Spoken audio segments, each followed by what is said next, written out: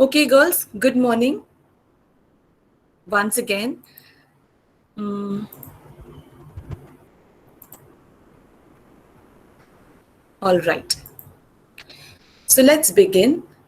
I have started the spotlight mode, but yet I can see Elvina.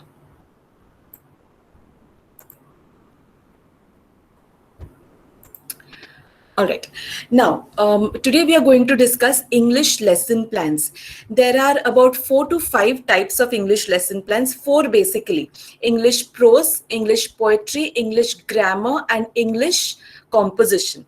Now, prose, poetry, grammar remain the same, but in composition you will have many types. Can you tell me different types in composition, girls? Different types of composition now that you have done content enrichment workshop? Narrative, Okay, that is essay type you said, so we will have essay. letter What writing, else? Letter writing, good. Report Report writing, writing. writing, Report writing. Anything else? dialogue writing, Dialogue writing, very good. picture reading, Picture composition we will take. Ruby Sharma, you were saying something? yes ma'am, fact filing, Fact file, very nice. Anything else that comes to your mind? You have to paragraph cover writing, all. interview, Ria Coutinho, Interview. sorry, Interview writing. interview. Yes. Ruth, you were saying something? yeah ma'am, the same, interview questions, Yes. Cynthia, Elvina, and Sujata, were you all saying something? paragraph, Yes, paragraph writing or precis writing also. Precis writing is summarizing. Story Okay. writing. tourist leaflet, Story writing, Siana, tourist leaflet, very good. Tourist leaflet. It also could be called a fact file. No, comprehension, tourist leaflet is a little different. Yes. comprehension, Comprehension will not go into composition. It will go into, yes, somewhat, but it will mostly be dealt with in prose. Okay. Now, before we begin, let me tell you, English prose, poetry, and grammar, I'll be sharing one lesson plan with you. Composition, I'll be sharing one lesson plan of report writing and one lesson plan of formal letter or informal letter. All the other types of composition will fall into the same category. The format will be same, but the lesson plans I will not give you all. I will tell you how to make the lesson plans. I'll try and make it as simple for you as possible. So let's get started without any further ado. Let me share my screen with you.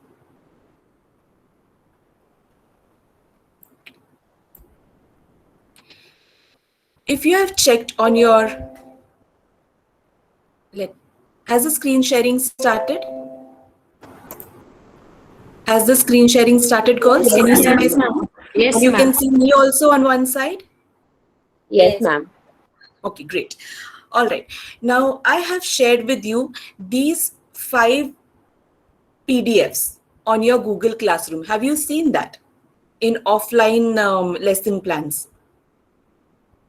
I'm not asking whether you have studied those. I'm just saying, have you seen that? yes Yes ma'am. yes ma'am, Yes. So I'll tell you what it is all about. The first PDF that you see is this one.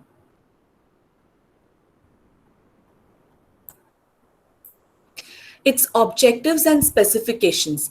Now, it is very necessary for you to know what are objectives and specifications.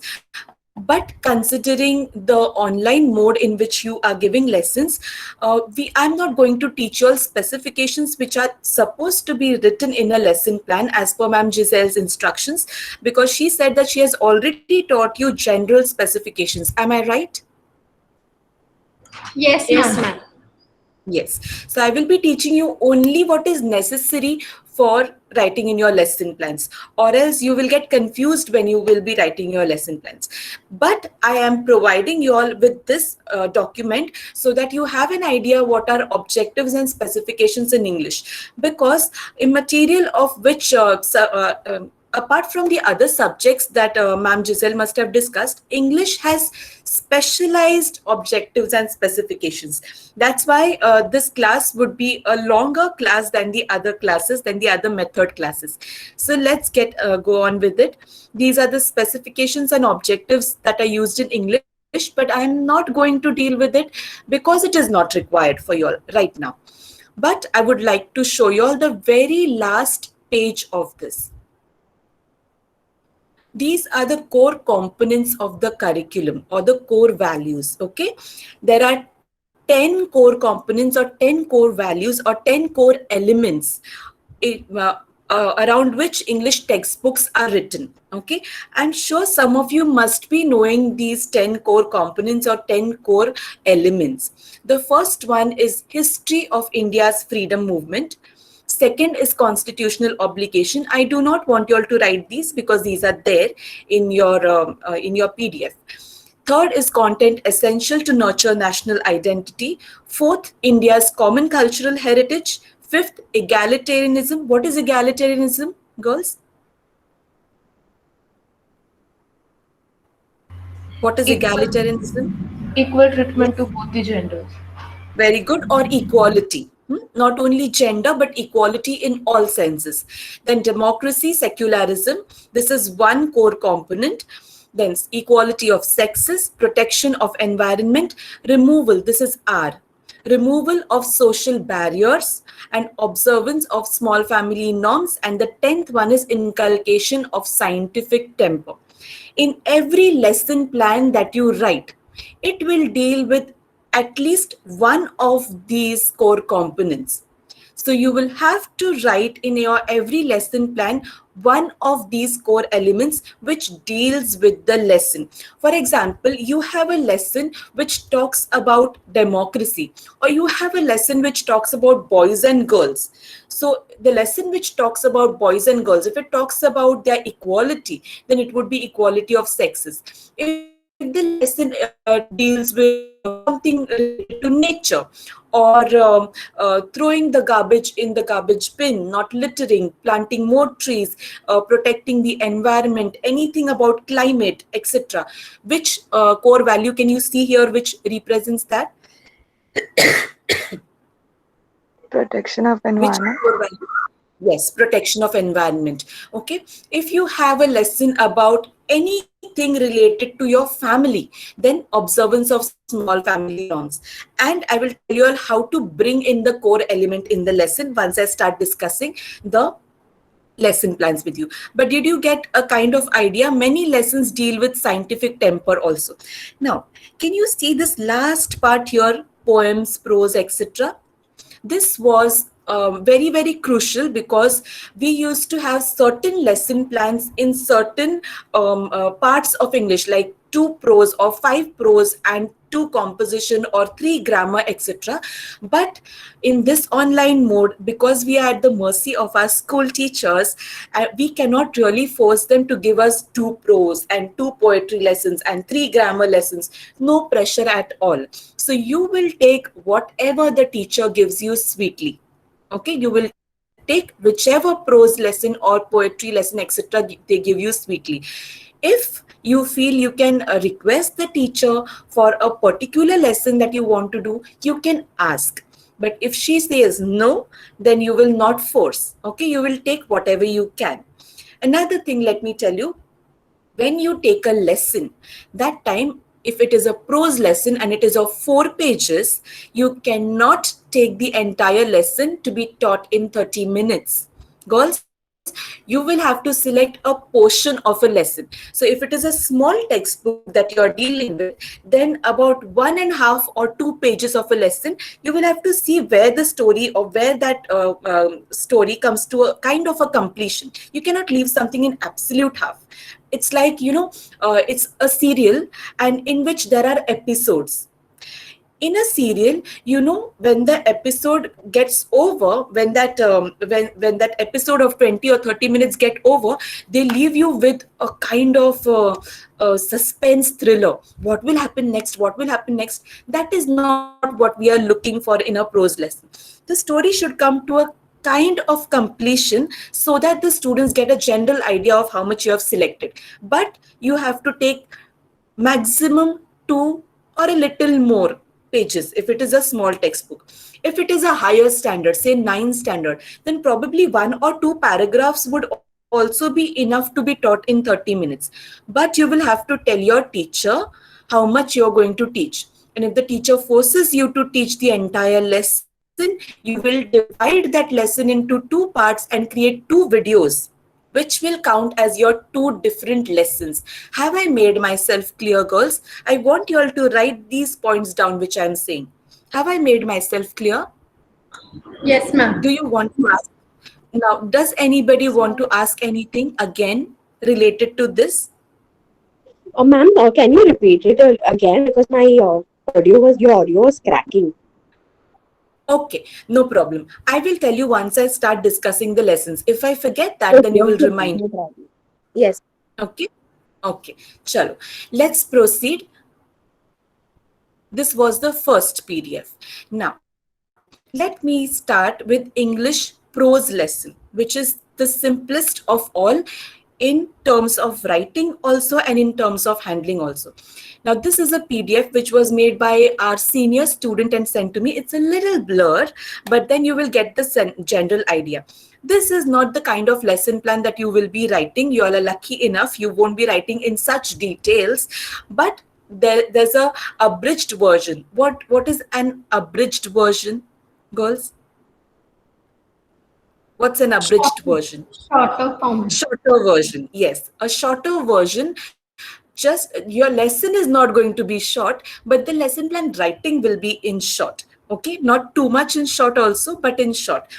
Earlier, it was a complete 4 sides that you had to write. Now it would be at the most 2 pages that you will have to write in online mode.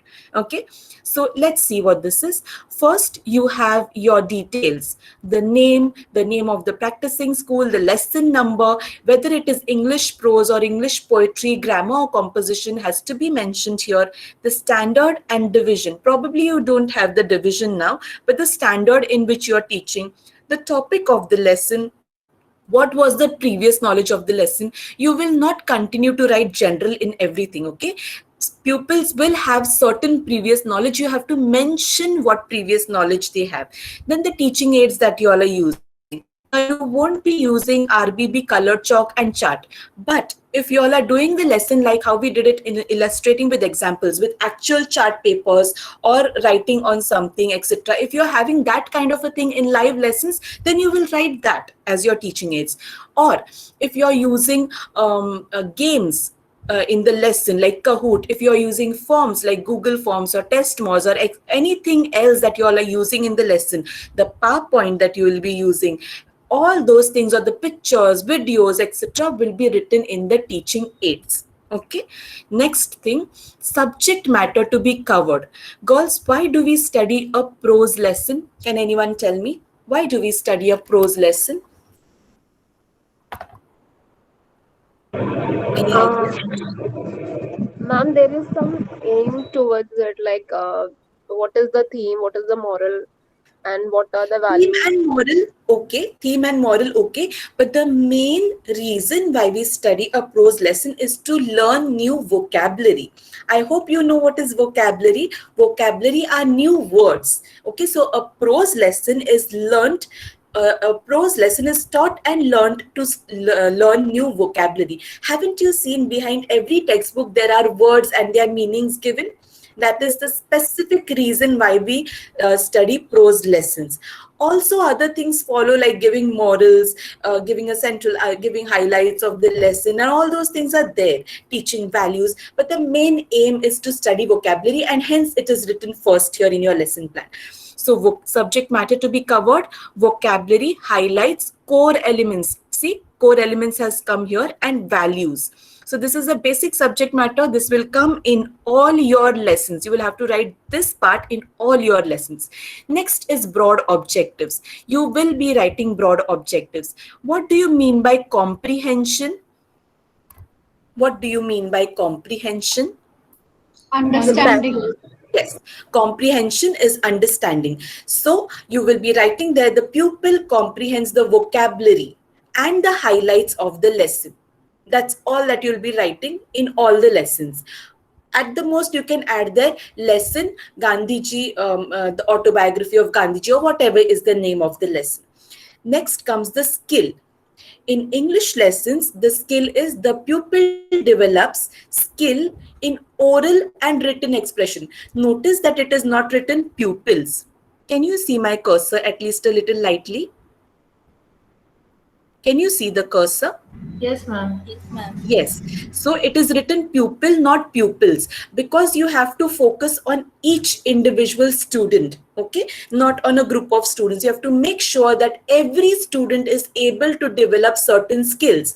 And the skills that are developed in English language are skill in oral and written expression through the vocabulary and highlights of the lesson. This also you will copy the way it is. Next is knowledge. Pupil acquires knowledge of nothing else, of the author or the poet. Knowledge of James Thorpe, and write in your notes which you are taking there, knowledge.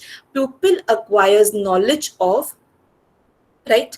Pupil acquires knowledge of whoever is the author and his other works. That is missing here. And his other works. Finished writing? Pupil acquires knowledge of whoever is the author and his other works. Let's move ahead. Next comes core elements. Now, core elements, I have discussed with you those 10 core elements, whichever is suitable to the lesson, or you will have to find out how you can make it suitable to the lesson. If it doesn't really come directly in the lesson, you will have to find a way to make it suitable to the lesson through value or something else and mention that core element here. Next is your introduction. Introduction is your set induction. I will not be discussing this because you all have done your set induction lessons. So you will have to model a nice set induction for whatever lesson you are giving. Make sure that those are the first 5 minutes or the first 3 minutes of your lesson. The way you grab the attention of your students, the way you make them interested at this point will sustain their attention for the remaining part of the lesson. So make sure you make your introduction, your set induction as impressive as possible so that your students are interested in your rest of the lesson. Okay. Next, let's move ahead. Statement of aim. The statement of aim is said after the introduction. So after you finish set induction, you will have to relate that set induction nicely in a flow to the statement of aim. So look at the last line of set induction. There is a very interesting lesson in the textbook that has to do with much of what we have just said. So you are creating an aura, or you're creating a background to begin your lesson by this last statement. And now you say the statement of aim. Today we shall study the vocabulary and highlights of the lesson The Night the Bed Fell by James Thorpe. It has to be like this. We shall study the vocabulary and highlights of the lesson. That is the name of the lesson. And by whom? By the author. Now, in certain instances, you will notice that there is no author given or anonymous is there. Okay. So you will write only highlights of the lesson, The Night the Bed Fell. That's you will not write by whom. Sometimes you will notice that it is given on the internet. In the textbook, the name of the author is not given, but you happen to find it on the internet. Then you can tell the students that in your textbook, the name is not given, but this lesson is written by so and so, or this poem is written by so and so. All right, let's go one step back. You notice in knowledge, here we are writing the name of the author or the poet. Pupil acquires knowledge of James Thorpe or the poet. Now, as I've said, in the textbook, the name of the author or the poet is not given, and you cannot find it on the internet also. What will you do? Any idea? You cannot say that there is no knowledge. What will you do? Anonymous.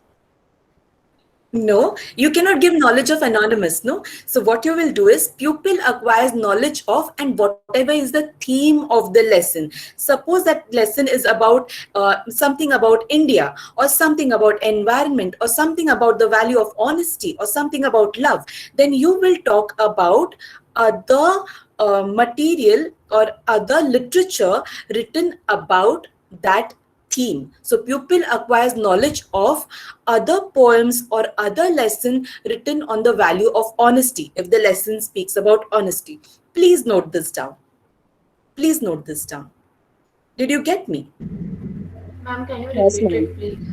I will repeat it once again. Suppose there is no author or no poet for a lesson. Then in the knowledge objective, you will not be able to write anything. So in that sense, you will say the pupil acquires knowledge of.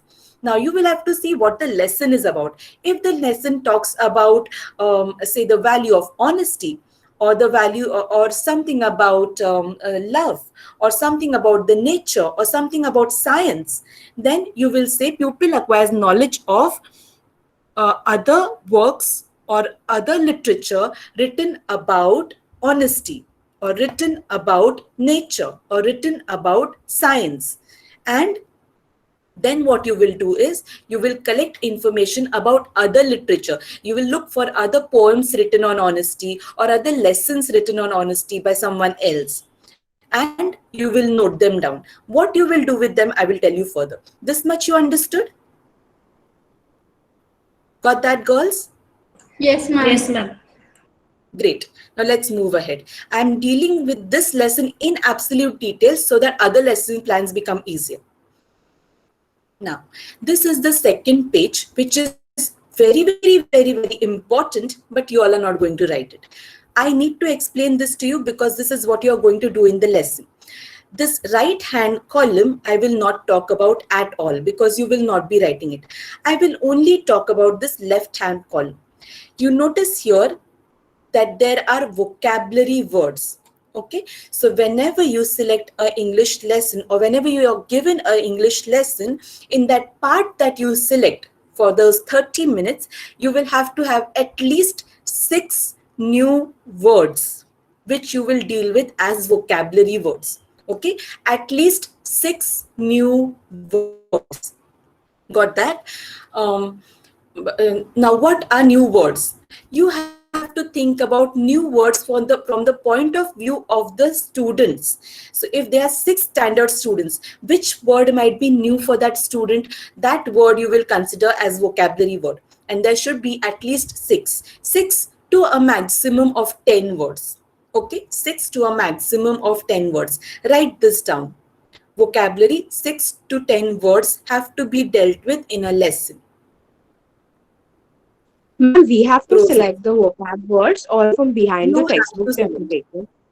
Behind the you can pick them up from behind the textbook. That will be naturally the new words for them. But if there are only 4 words given behind the textbook, then you will pick 2 more words from the text. Okay? Okay, ma'am. Got that? Sure. Now, after you select the vocabulary words, how you will be dealing with the vocabulary words? Very important, write this down in bold lettering in your book.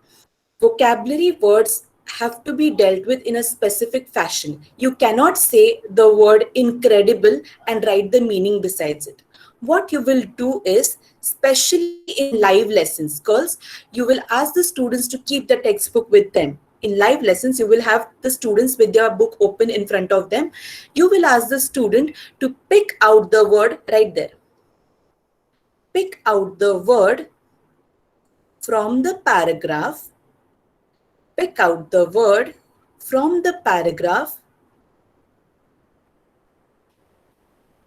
which means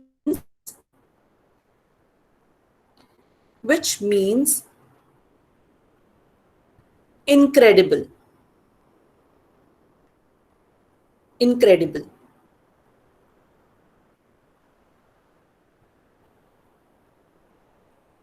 Wrote that? Did you write that? Pick out the word from Yes, the paragraph which means incredible. Now, sorry. Please cancel that word incredible.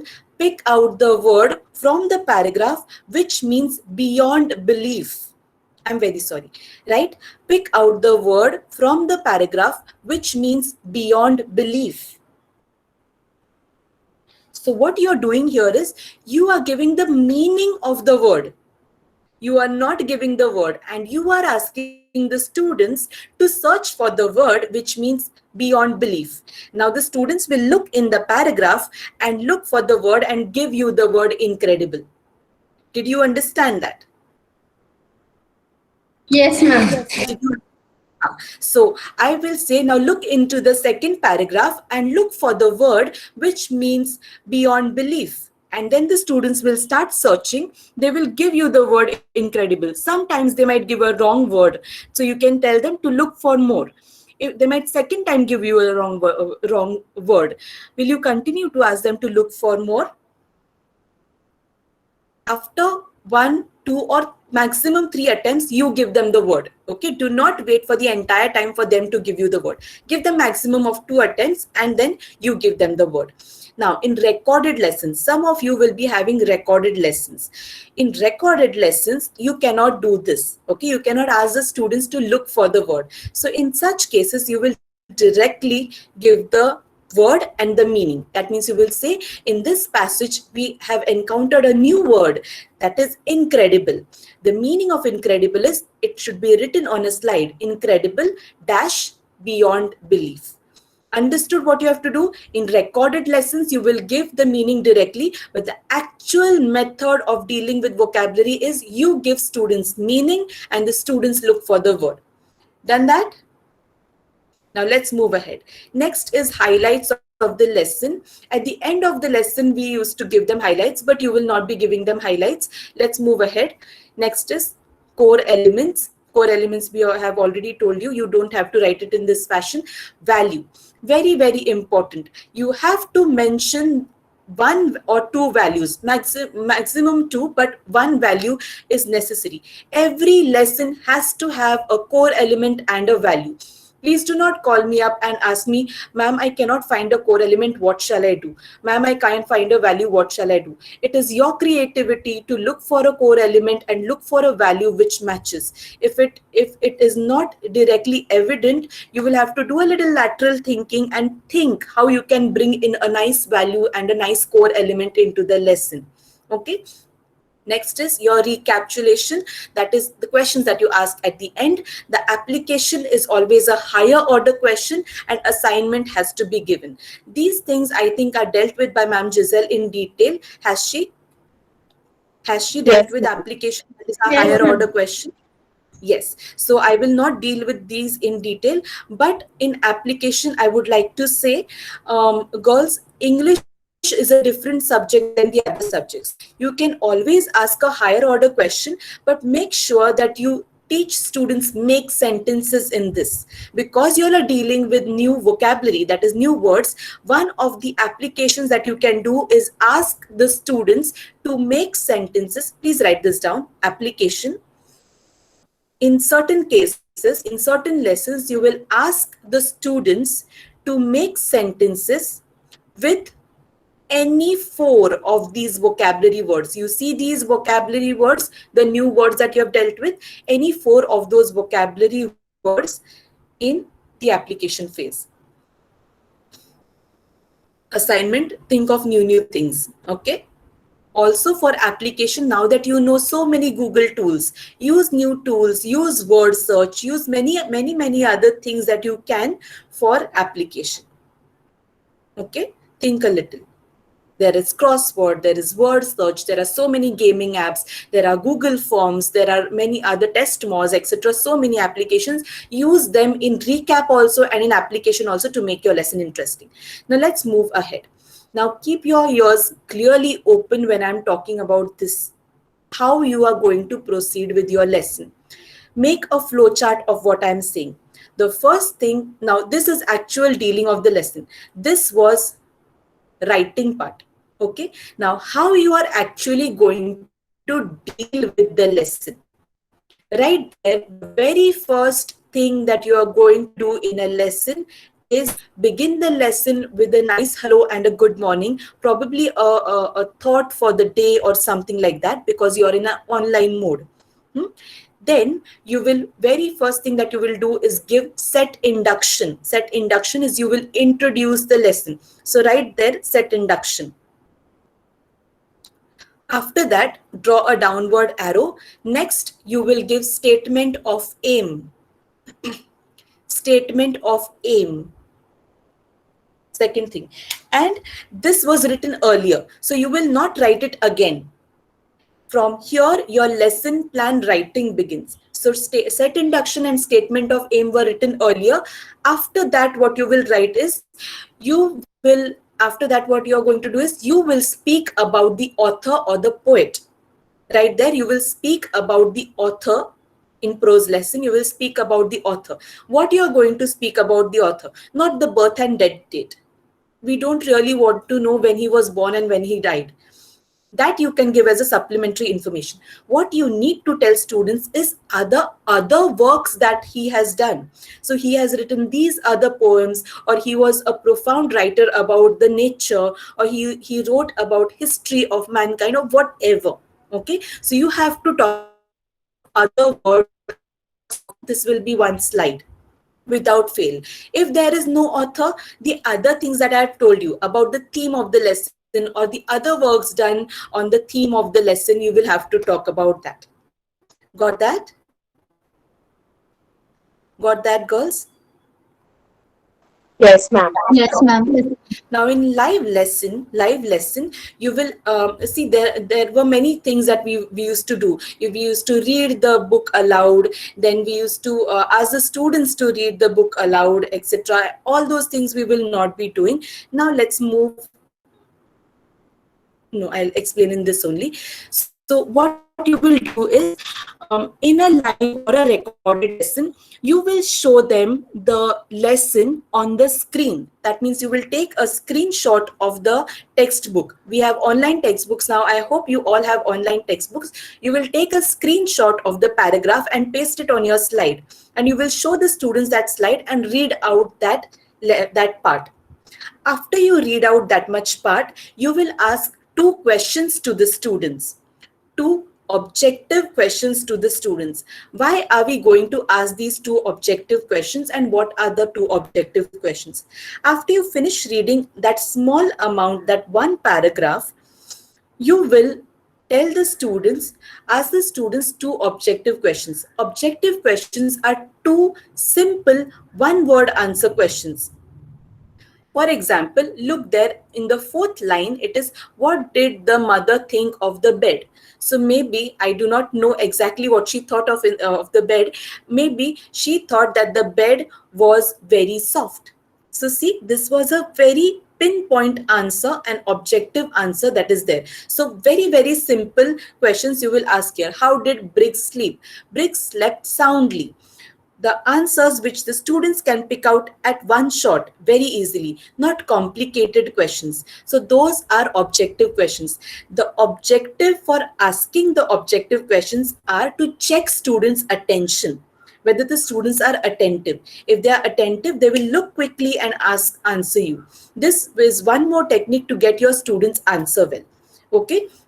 So you will give that 1.5 minutes. If in live lessons, you will give that 1.5 minutes for the students to pick up the answers. If it is a recorded lesson, at the end of those two questions, you will give answer. You will say, very good students, I'm sure that you have looked for the answers. So the answer to the first question is this, and the answer to the second question is this. This will happen in recorded lessons because you do not have students directly in front of you. But in live lessons, you can actually get answers to this. If the students do not answer, you give the answers and move ahead because you do not have time to waste. Then after that is done, after that, you will begin reading the lesson, okay, and explaining the lesson paragraph-wise. How are you going to explain a prose lesson?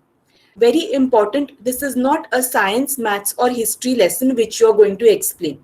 A prose lesson is mostly explained by asking questions. You will notice in this, after reading a paragraph, as many questions as possible you will ask during the lesson. For example, when is something incredible? It is written in the lesson. What is the word or opposite of incredible? Okay, or give me a word which means, what was the meaning that I gave of incredible? Beyond belief. Beyond. Beyond Pick belief. out the word pick out the word from the paragraph which means beyond belief in live lessons. Okay, so all these type of questions, as many questions as you can ask in a paragraph, you will ask and get answers from the students. Recorded lessons, you will ask these questions and give answers after saying very good. I'm sure you must have noticed these answers, and you will give them the answers for recorded lesson. Live lessons, you will ask the questions and get answers from the students, and after you finish dealing with that one paragraph, the questions, the vocabulary, etc., in that one paragraph, you will explain that paragraph in short. Okay, summarize and explain that paragraph in short. Like that, you will have about 3 to 4 paragraphs which you will deal with. Did you understand this? Any questions about this? So the difference is, you will not begin by explanation, you will begin by asking questions in each paragraph. But first, in the first paragraph, after you read, you will have to ask these 2 simple objective questions. Rest questions will follow. And you will explain whatever is required at the end of asking questions. Is it very tough to understand, girls, what I'm saying? No, ma'am. Okay, let's move ahead. Girls, you will have to help each other, since this is online mode. Now, you will deal with all the paragraphs in the lesson in this manner. Divide the lesson into 2 or 3 paragraphs according to your wish. If there are 6 small paragraphs, you can club 2 paragraphs together and deal with it. And at the end of it, also, during the lesson, if a value has come somewhere in between, you will deal with the value there in the lesson, not at the end of it. But if the value comes as a moral of the lesson, after that amount of lesson that you're dealing with, if it comes as a moral of that, then you will deal with at the end of explanation of those 3 paragraphs. The value has to be dealt with in each and every lesson, immaterial of it being a prose, poetry, grammar, or composition lesson. Remember this. After dealing with the value, you will do recap and application. Okay, after application, you will give them an assignment. I will be showing you all demos, live and recorded also, and you will understand how to do this much part. Did you understand a prose lesson, girls? Ma'am, Yes, Yes. yes, I ma'am. have a I have a question. Ask. Ma'am, Ask. suppose if we have made the lesson, suppose if the lesson is the Merchant of Venice, 6th standard, and we have made it in a PPT format, and Yes. we can show that to the students, like I have made 2 parts, part 1, part 2, and I can show that in PPT in Prezi, and there uh, whenever the value section is coming, um, where the lawyer is where the person is giving the values, the character, that time I can explain the in that time only I have to explain the value. Yes. Yes. True. Now, in some schools, in your recorded lessons, they want to see the teacher. Okay, they want to see the teacher in the recording. So you will record in that manner that you have your face there inset in the recording. And in some schools, they do not want the teacher's identity to be revealed. So you will make sure that your recording does not have your face seen. Okay, so you will ask your teacher what exactly, your group teacher, what exactly is required. For example, the school which I am dealing with, St. Louis School, Dahisar, they do not want the teacher's face to be seen, and those are recorded lessons that they do. Okay, so ask your teacher about these things also. This last part that you will see is the Blackboard work. Now, since you all are not having Blackboard work, this is not to be done. Okay, all right. You can see on the right hand side pupils activity. This also you're not going to write. Now let me show you all a English prose lesson the way you have to write. A very easy method. How to increase the size of this, girls? Hmm.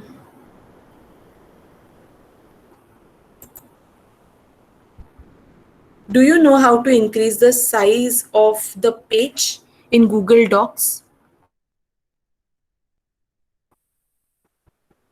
Here.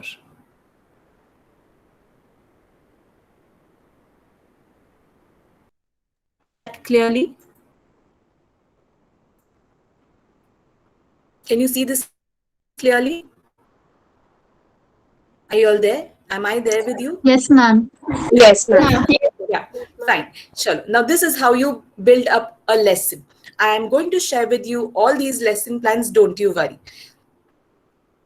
I have explained to you how you're going to write the lesson and in detail what you're going to do in a prose lesson. So this is Dinah Alexander's lesson. I will also be sharing with you lessons of Humera and lessons of Nicolette. Okay, very, very good lessons. Now, this is the preliminary information that she has written, which was there on your lesson plan also. Remember, you have to write all these things. Then subject matter to be covered. I had told you all these things have to be written. Those things are written in every lesson. Then your comprehension. Comprehension should come first. Comprehension, knowledge, appreciation, and skill will all come here. Next is your set induction or your introduction. Then your statement of aim. Value you will mention here after the statement of aim. So to write the lesson, you will refer to these online lesson plans that I am sending you. I will be sending you another material in which online lesson plans will be there. But you will always go and refer to the offline lesson plans if you need better idea. Okay. Value, then the content summary. That means we are not writing the entire lesson plan. So we are writing the summary of how we are going to deal with, but it should not be very, very small. Okay. See that I have opened a poetry lesson plan, I think. Yeah, this one. See that the summary is written nicely. Now look at this value that she has given. Willpower. You will not be writing only one word there. You will explain a little how you're going to deal with the willpower value. Okay, a little you will have to write. And then content summary. See here, she has asked 2 objective questions. Okay, she was doing live lessons. So she was able to do it in a live fashion. So Dinah Alexander's lesson plans are keeping in mind the live lessons that she used to do, and Nicolette and Humera's lesson plans keep in mind the recorded version of how they are doing.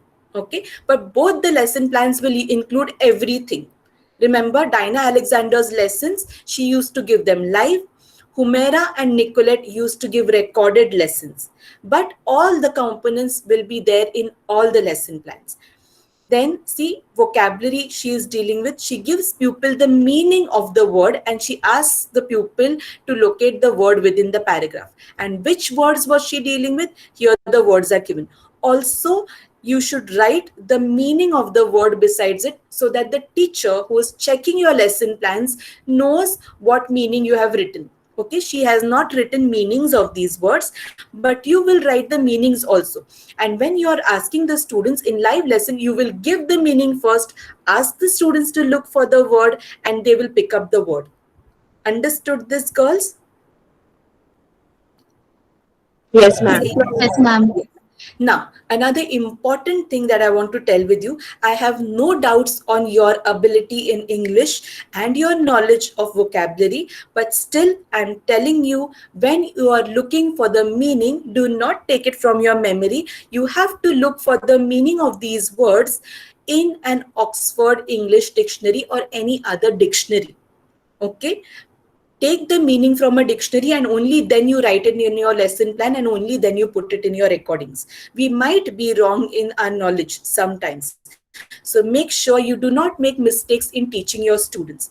Pick up the meaning from a dictionary and then you write it in your lesson plan. So the remaining lesson plan remains same. You will ask questions in every paragraph. You will ask at least 4 questions, deal with the vocabulary and move ahead at the end of the lesson plan. So there are questions asked during the lesson, and at the end of the lesson again you are asking questions. Remember, recap questions can be similar or same questions that you have asked during the lesson. Okay, you do not have to frame more specialized questions for recap. Recap questions can be similar or same questions that you have asked during the questions. In recap, you're just checking whether the students have understood and they have followed your teaching. In application, you will have to ask a specialized question. oh, her application question is not come here, but never mind, in other lesson plans the application question is there. She might have forgotten to write the question, or maybe send me the right document. So her application question is missing here, but do not prepare a lesson plan without an application question.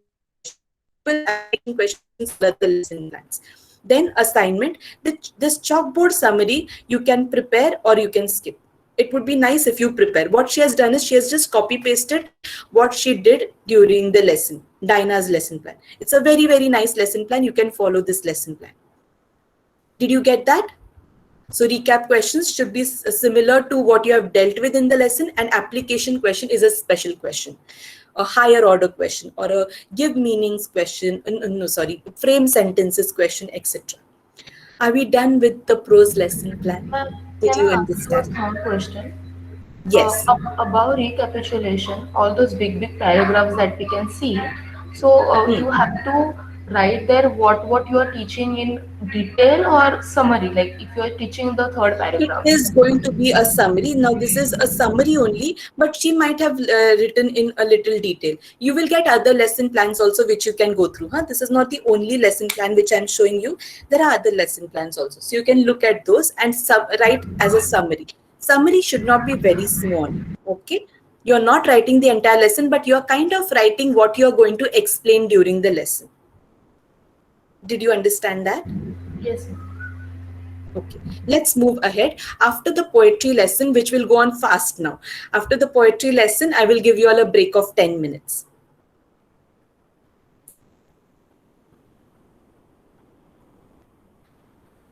All right. Can I do the poetry lesson, girls? Yes, ma'am. Yes, ma'am. No? Yes, ma'am. Okay. Now, when do we call a lesson poem and when do we call a lesson poetry? What are you going to teach the students? Poem. Oh. What are you going to teach the students? You're very right. You're going to teach the students a poem. Okay. The actual pronunciation is poem, but you may choose to pronounce the way you want, but the actual pronunciation of it is poem. So you will be teaching students a poem, but the lesson is known as a poetry lesson. Did you understand? A poetry lesson in which you are going to teach students a poem. So when you say to the students, you will say that in today's lesson we are going to study an interesting poem, not an interesting poetry. Remember this. Now this is an offline lesson plan that I'm showing you first. Here, see the subject matter to be covered. This remains the same. Only in place of highlights, we write here central idea. Rest other things are same, and appreciation of poem. Remember, in English lesson plan, the English prose lesson plan, the main objective was to study the vocabulary. And why do we study the poem? We study the poem or the poetry lesson to appreciate the language. Now, how do you appreciate the language? Any idea, girls? How do you appreciate a poem, or how do you appreciate the language in a poem? Figures of speech. Very good. Figurative language. Very good. What else? What else have you seen? Rhyming words. Archaic words. Very good. Rhyme Rhyming scheme. words. Excellent. Archaic words. What else? Rhyme You all are smart, girls. You all are very smart. Central Yes. idea. Central idea. Central idea. True. All right, I've got a lot. Very good. I'm very happy with this group. So we study poem to appreciate the language. We study prose to appreciate, to study new vocabulary, and we study poems to appreciate the language. Now let's see. These are the broad objectives that you will be writing: appreciation, comprehension, skill, knowledge, and value. I will not go through this again. The knowledge remains same. The pupil acquires knowledge of other works of Wilcox, or other poems written by Wilcox. Remember that other works or other poems written by the poet is very, very necessary to write there. And if there is no poet, then you will write about the theme of the poem and other works. Now, other works are not necessarily only poems. He might be a story writer. He might have written other different things. He might have written novels. He might have written other things. So all those comes in other works by that person. Remember that. Then we move on to introduction, which we have already discussed. In introduction, you can have riddles, you can have word search, or you can have many different things. I leave that to your wonderful imagination. So make sure that your introduction is really eye-catching. Next, statement of aim. Statement of aim changes here. In prose, it was study the vocabulary and highlights of the lesson so and so by so and so. In poem, it is we shall now study and appreciate the poem, whatever. Okay. Or you can also write, we shall now study and appreciate the poem and the central idea of the poem, appreciate and the poem and central idea of the poem, the name of the poem and by whom. This word appreciate is very, very, very necessary. Okay. Remember that. Ma'am, Yes, Baba. in the statement of aim, if we don't have the name of the poet, how do we frame the sentence then? We shall now study and appreciate the poem today. That's all. By you will not write. Okay? Okay. All right. Now, this page again, you all are not going to write in your lesson plan. You will be directly beginning from here. Okay? But what you will do during the lesson, I need to explain to you. In the poetry lesson, how have I told you you should select unit in a prose lesson? You can take only a certain amount for a prose lesson. If the prose lesson is getting over in 2.5 pages, then you can take the entire 2.5 pages, provided you can finish those 2.5 pages. Or you can take 1.5 page only if the teacher permits you to do so. But in a poetry lesson, no matter how long the poem is, you have to take the entire poem. Remember this. No matter how long the poem is, you have to take the entire poem. You will notice that there are certain poems of only 2 stanzas where you do not know how to stretch them to 30 minutes. So in that case, you will have to do a lot of lateral thinking, bring in different things and make sure that it goes on, ask many questions, harp on their figures of speech, etc. and take it to 30 minutes. But in certain cases, you will notice that the poem is of 2 long pages. In that situation, when you are dealing with the poem, you have to be crisp and fast and deal with 2 or 3 stanzas at one time. How you all dealt with 1 paragraph or 2 paragraph, asked questions on it in a prose lesson and then moved ahead. Like that, when it is a long poem, you might have to take 2, 3 or 4 stanzas at a time and deal with those stanzas. Now, what you are going to deal with in a stanza? You are going to first remember that for 5th and 6th standard, you will not be doing appreciation. Write it down. For 5th and 6th standard, you will not be doing appreciation in detail. 5th and 6th standard, appreciation will not be done in detail. Did you finish writing that? You will be only doing rhyming words. Write it. Only rhyming words. Only rhyming words. And actually, we do not concentrate on vocabulary in a poetry lesson. We only concentrate on the language that is written, the rhyming words those are written, how the poem flows, we explain the poem, etc. But if you notice that there are difficult words in the poem, then you will explain them to the students. Okay, then you will explain them to the students. You will explain the meaning of the word to the students in a poetry lesson. You will not handle it the way we used to handle it in the prose lesson. You will straightforward ask the students whether you know the meaning of this word. If they do not know, you will give the meaning. In a recorded lesson, you will directly say that the meaning of this word in this stanza is so and so. Okay, directly you will say. Now, what else are you going to do? Fifth and sixth standard, I said you will be only dealing with the rhyming words, not even the rhyme scheme, because they may not know what is rhyme scheme. You know what is rhyme scheme, by the way, girls? Yes. Yes, Yes. ma'am. Ma'am. Yes, ma'am. Rhyming words, yes, rhyming words have rhyme scheme like A, or ABCD, A B. That is the rhyme scheme. If you all don't know, get in touch with me later or ask your friends later. Okay, so you cannot do rhyme scheme in fifth and sixth standard because they might have not been taught yet. But if you think that, but you can always ask the teacher in sixth standard if she has taught. If she has taught, then you can go ahead with it. You can do the rhyme scheme also. If she says, teach your students the rhyme scheme, then you teach the students the rhyme scheme. Okay. But from 7th onwards till 9th standard, you have to do everything related to this. In what things you are going to do. Now write down the things that I am saying. First thing that you will be dealing with in every stanza or in every 2 stanzas that you have taken, the very first thing will be rhyming words. Write that down. Rhyming words. Second thing, rhyme scheme from 7th standard onwards. Rhyme scheme. Third one, old English words or archaic words. Give me some old English words. Die. D. D. Thou, The, thee, I, Yes. Thou, thee. amongst, Die. Yes. No. Amongst is proper.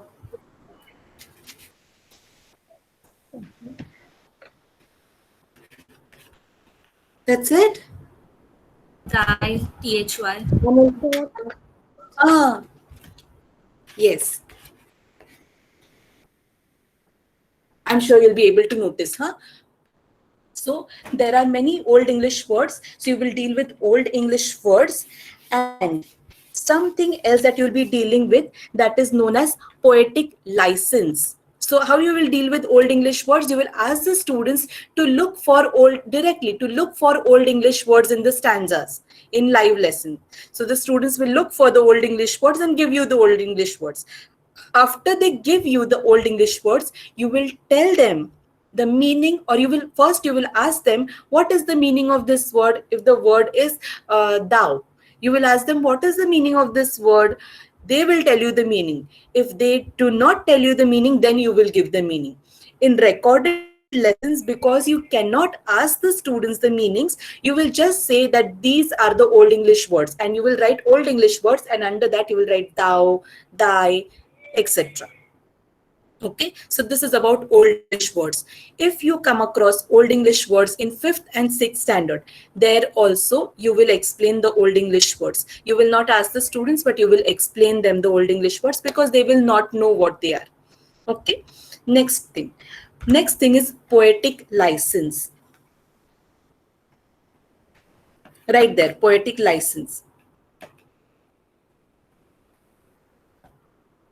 What do you think poetic license must be? Figure speech. No. The poet has the permission to use certain words, that is the old English words. I agree with the first statement that you said, first part of the statement. The poet has the license to use certain words, not the old English words. Old English words will come under old English words or archaic words. That is different. Now, what is poetic license? Can you see my board, girls? Is it visible? Yes. Is it visible, girls? yes, ma'am. Yes. Here. yes, ma'am. The ones who can't see, I will send you the picture of this on the class. Okay, you see this apostrophe TIS. Is there a Yes. English word like this, a proper English word like this? No, No. but the poet has a license to use a word like this in his poems so that he can create a poetic effect or he can match the rhythm of the poem. Okay, so when you notice words like this, which are not really used in normal English language, those words are termed as as poetic license, because only the poet has the license to use certain words in his written works. If you will use a word like this in your answers, we will give you a nice zero there, because you do not have the license to use it in your descriptive answers that you write for exam. But a poet has a special license to use these words to match the rhythm of the poem. That's why it is known as poetic license. Look at this word, ENAMOR apostrophe D. First tell me, what does this word mean? It is. Yes, this word means it is, but we never write it as apostrophe tis. So this is a poetic license. It is not in. Here, E is missing. We never miss E in English language, but the poet has used a word like this so that, so that he could maintain the rhythm of the poem. So a poet has the poetic license to use such words. Now, how will you teach this to your students? You will write their poetic license and the words that you encounter in a poem. These words will not be seen in all the poems, but they will be definitely there in some of the poems that you deal with. Okay, many poems have such words. So look out for these different things when you're going to appreciate the poem. Okay, how you are going to deal with this word. You will you will tell the students in live lessons, you will say, there is a word in the poem which is written in a very different manner, which we do not use in normal English language. Look for that word. And the students will give you the word. Okay. Now, you will ask the students, do you know the meaning of that word? So if the students know the meaning of that word, they will give you. If they do not know, you will give them the meaning. And you will say the following statement. The poet, write down. The poet has a special license,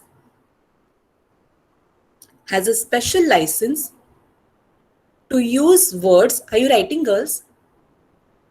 Yes, ma'am. Yeah. Yes, ma'am. The poet has a special license to use words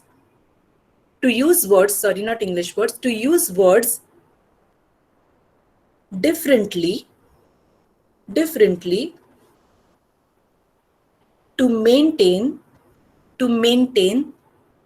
the rhythm of the poem. To maintain the rhythm of the poem, or the rhythm effect of the poem.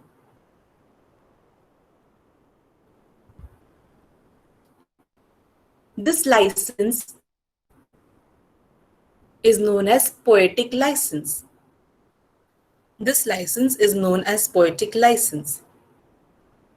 So the word apostrophe tis, the meaning of this word is it is. So poet has a special license to use words differently, which is known as poetic license, to maintain the rhythm of the poem. Did you understand this? Shall we move ahead? Yes, ma'am. All right. The next thing that you are going to deal with in a poetry lesson is the figures of speech.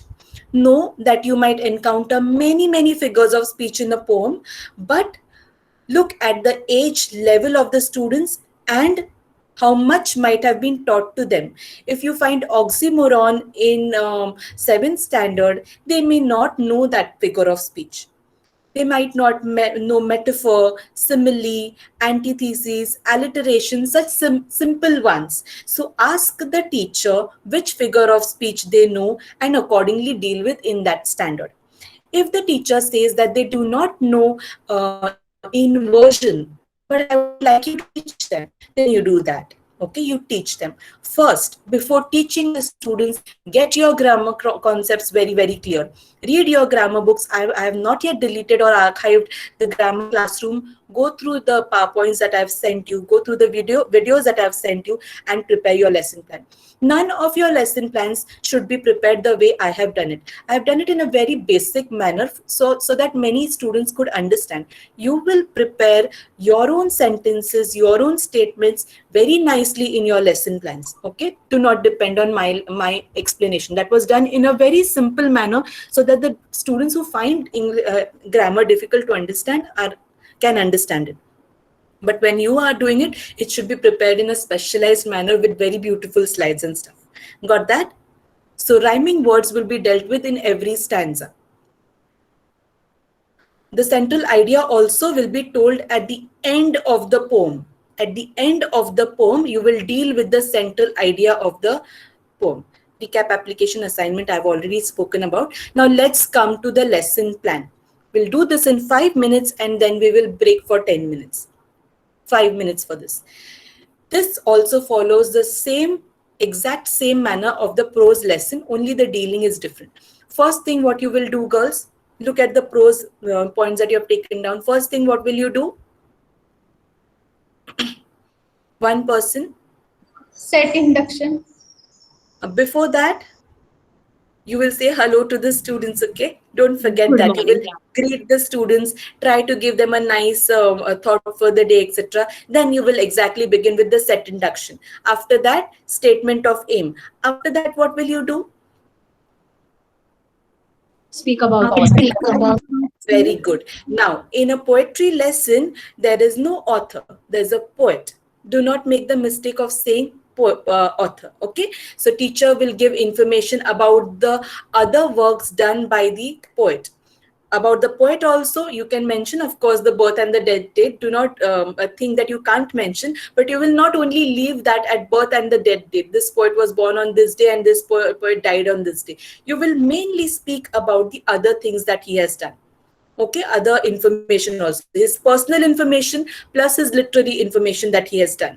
After that is done, then you will see, in normal lessons, what we do is we ask them to close their books, we read the poem once, then we ask them to open their books, we read the poem with them. But in online lessons, that becomes a little cumbersome and time consuming. So you will not ask them to close their books and do the first reading.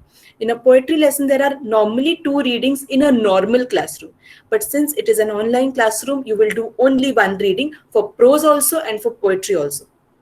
Okay, so what you will do is, after you give the information of the poet, then you will begin by showing the slide of the first 2 stanzas if you're dealing with 2 stanzas, or you will show the entire poem on one slide, change the slide and show the first stanza, or you can just start reading the first stanza.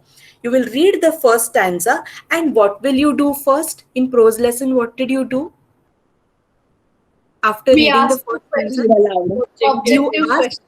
2 objective questions. Very good. After you read the first stanza or first 2 stanzas, you will pick out 2 simple questions, 2 objective questions, and ask them. In recorded medium, you will ask the question and give the answer by yourself. In live medium, you will ask the question and wait for students' answer. Okay, they will give you answer quickly. They are very smart students. After you get the answer, then you will deal with the first stanza there itself.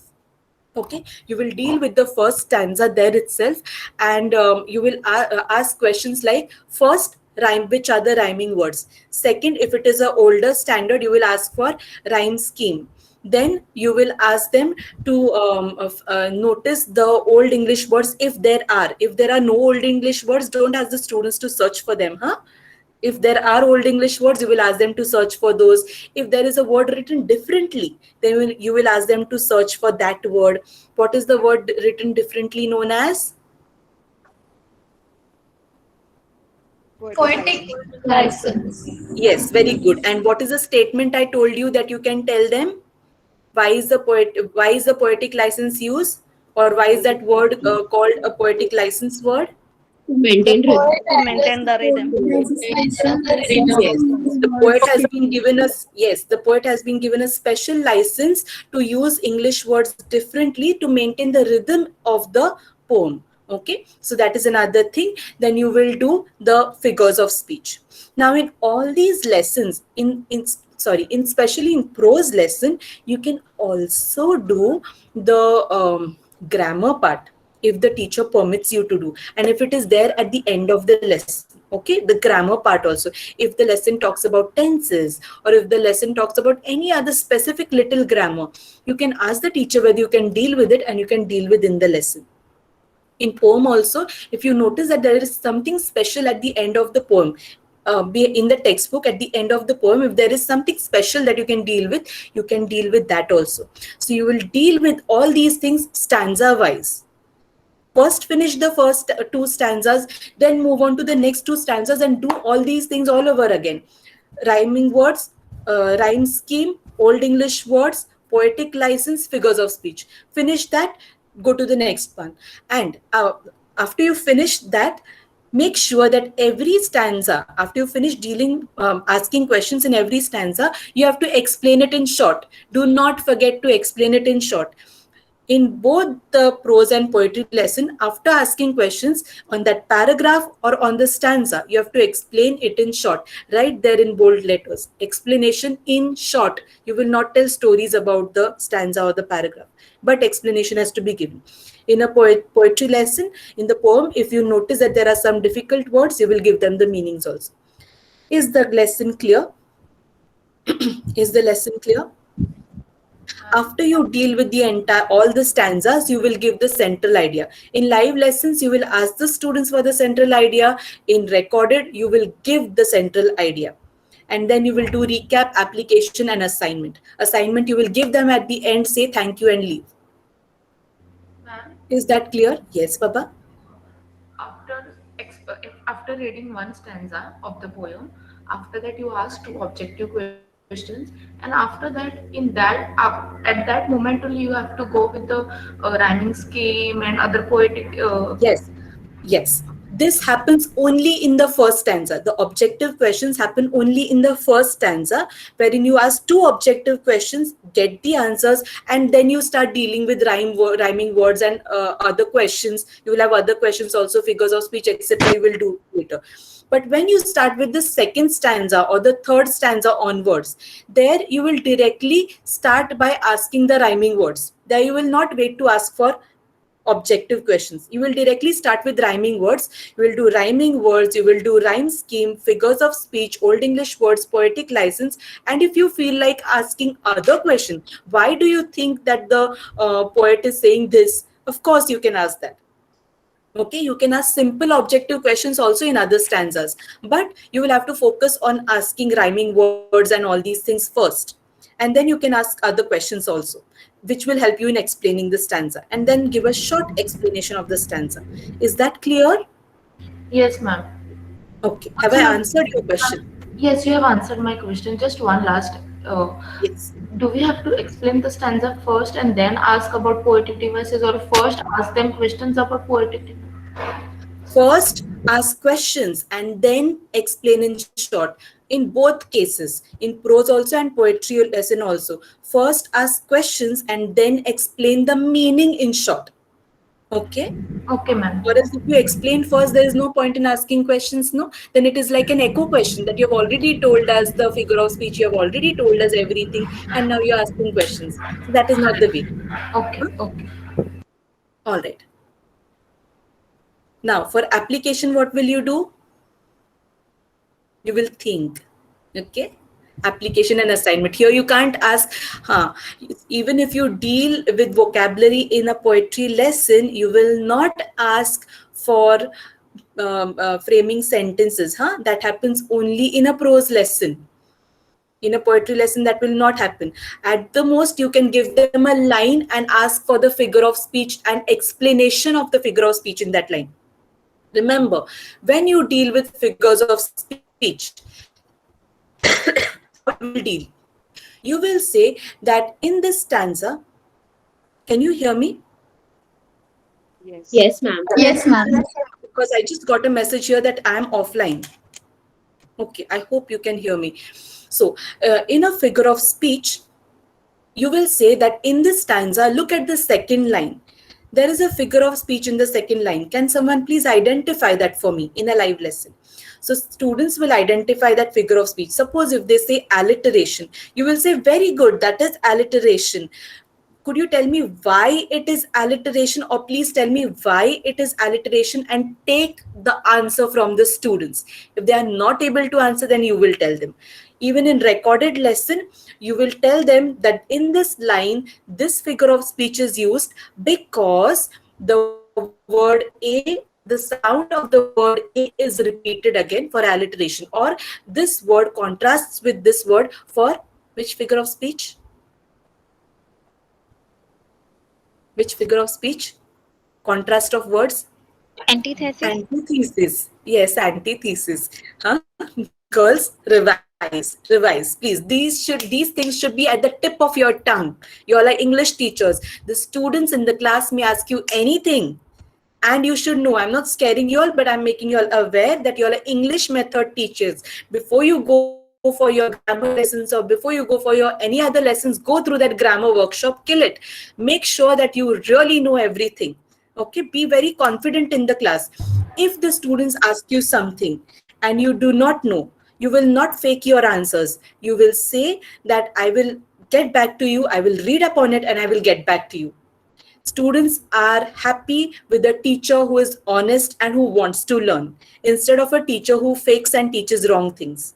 Okay, remember, if you do not know, tell them that I am a little unsure about this, I will definitely read up on it, or I will definitely get back to you tomorrow. And get back to them tomorrow. Don't fool students. Okay, get back to them tomorrow, send a message to teacher and ask the message to be sent to students, or speak to them directly. Did you get that? Did you get that? Yes, ma'am. Yes, ma'am. Good girls. Okay, now I'm giving you all a 10 minutes break. What is the time? It's 11:16. Shall we meet at 11:30?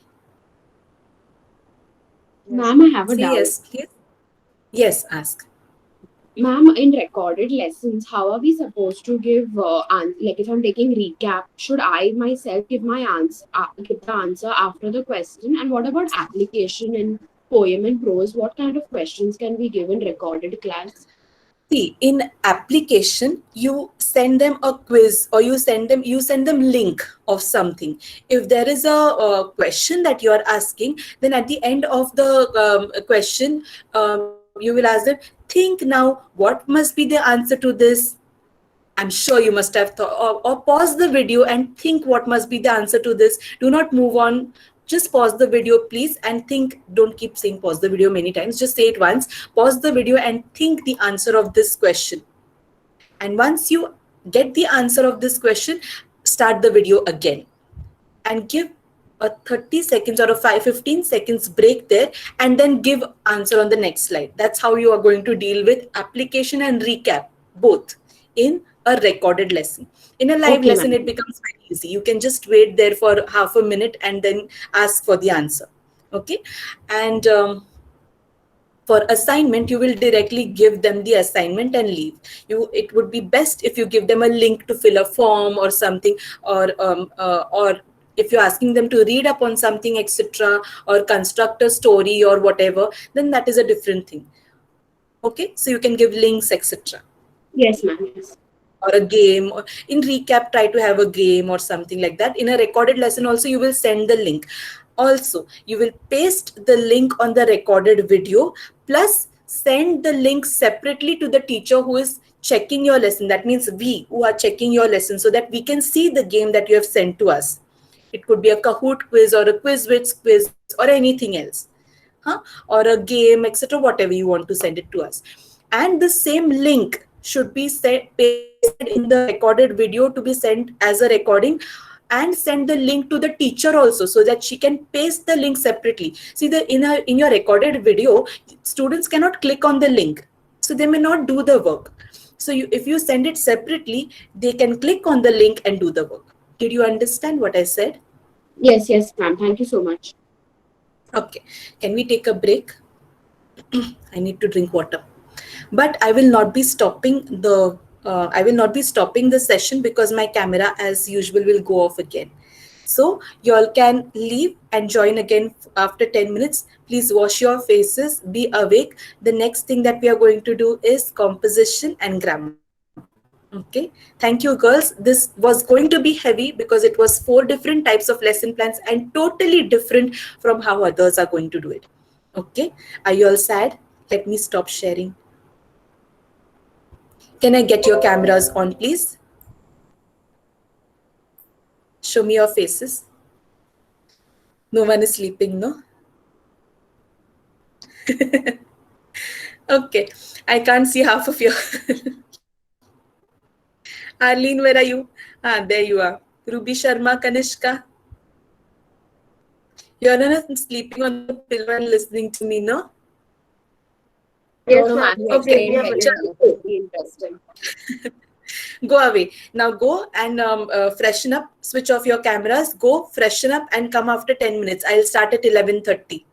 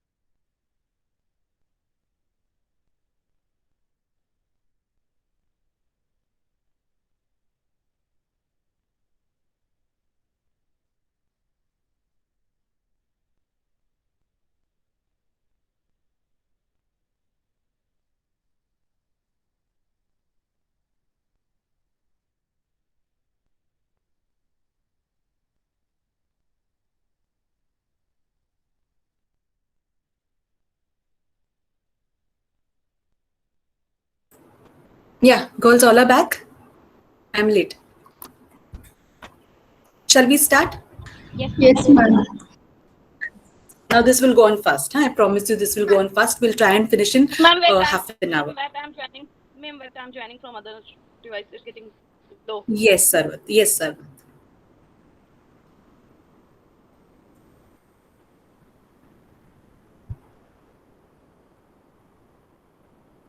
Let me know when we can start.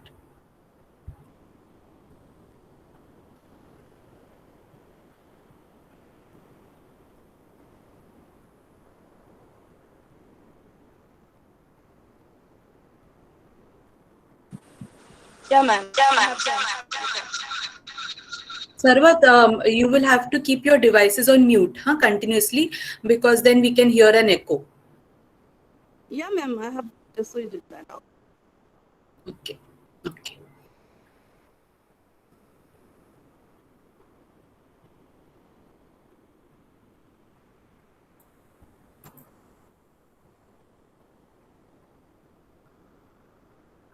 Girls, this day was anyways going to be heavy. I hope you will pay complete attention to what I am teaching. Okay, please don't doze off. You need to be attentive. All right. Now we have already dealt with the poetry lesson. Just showing you all what you how the lesson plan looks. Okay.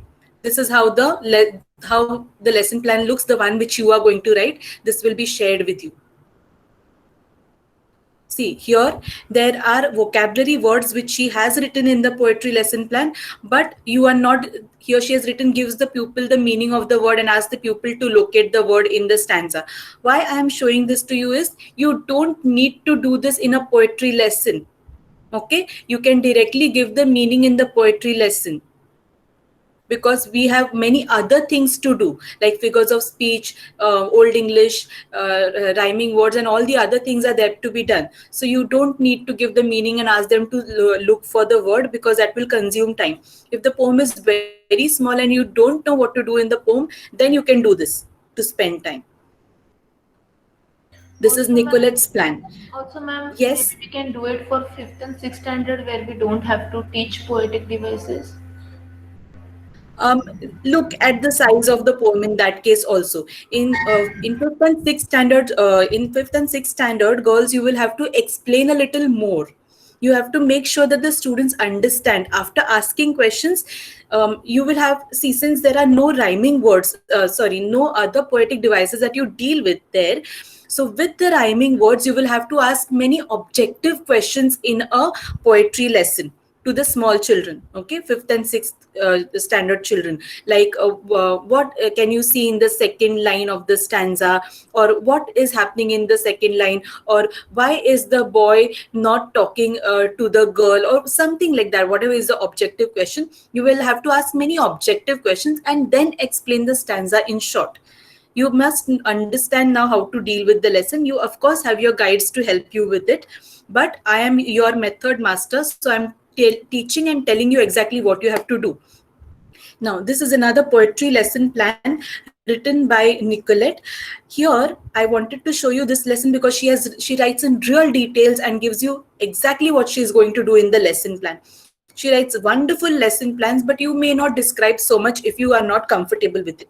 But she really writes amazing plans and does everything that she has written in the plan. Now, here you will notice that she has written stage 1 and stage 2. Ma'am Giselle must have taught you all stages in a lesson plan.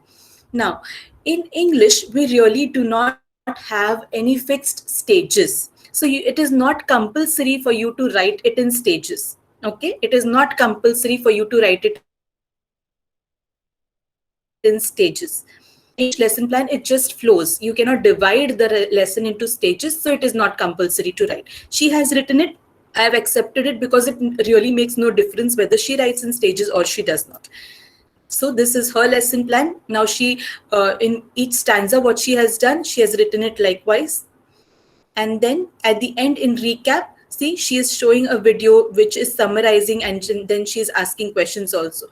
know that in prose and poetry lesson, you might get YouTube videos, which short YouTube videos, clips, which you can use for explanation. Okay, you can supplement your lessons with such videos if it is a recorded lesson or if it is a live lesson also. So remember, you can do all that. Then there's a chalkboard summary of what she is doing. All right, now let's move ahead with a grammar lesson. Now, as I have told you, a grammar lesson always uses the inducto-deductive technique. Okay, there will be no introduction or set induction for a grammar lesson. You can only say a small thing at the beginning or a little thing at the beginning if you want to, or else you can directly begin with statements that you put up on the board. That means you can directly begin with the inducto-deductive technique. The other things remain same. That means the details of your lesson, the subject matter. In the subject matter, you will have definition of whatever topic you're teaching or whatever concept you're teaching, requirements of the topic you're teaching. For example, in the adverb lesson that I taught you all the other day, in illustrating with the examples, remember on one side I had written keywords. Those keywords are the requirements. Now, what are the requirements of a word to be an adverb? The requirement of a word to be an adverb was it has to add to the meaning of the verb, or describe the verb. So that was the keyword required. In certain definitions, you can have more than one, say 3 keywords. So those are the requirements of the word to be the concept. Okay, to be the adverb, etc. So what will be the requirements of a clause? See, requirements of a clause. Can you see this? Stage 2. A group of words. A clause has to be a group of words. It has to have a subject. It has to have a verb, and it has to have a predicate of its own. Now, these requirements of the verb, these requirements of the clause are directly taken from the definition. See, group of words. Then it has to have a subject. It has to have a finite verb, a predicate. So the requirements are taken from the definition. For the part of the sentence to be a clause, what are the requirements? Or for a word to be a verb, what are the requirements? For a word to be a noun, what are the requirements? Other requirements. Did you understand this, girls? Did you understand this? Are you with me? Yes, ma'am. Yes, ma'am.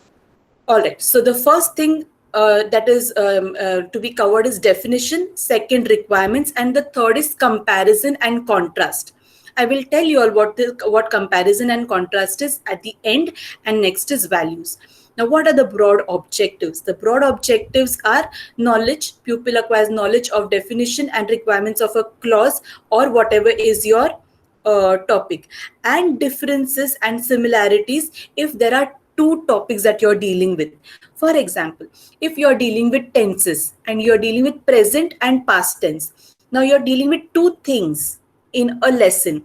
That's why you have to compare the 2 things. Suppose you're dealing with degrees of comparison, positive degree and comparative degree. Now, since in your lesson you're teaching two things, so you have to compare between 2 things. Remember, you can teach 2 things only if they are related to each other.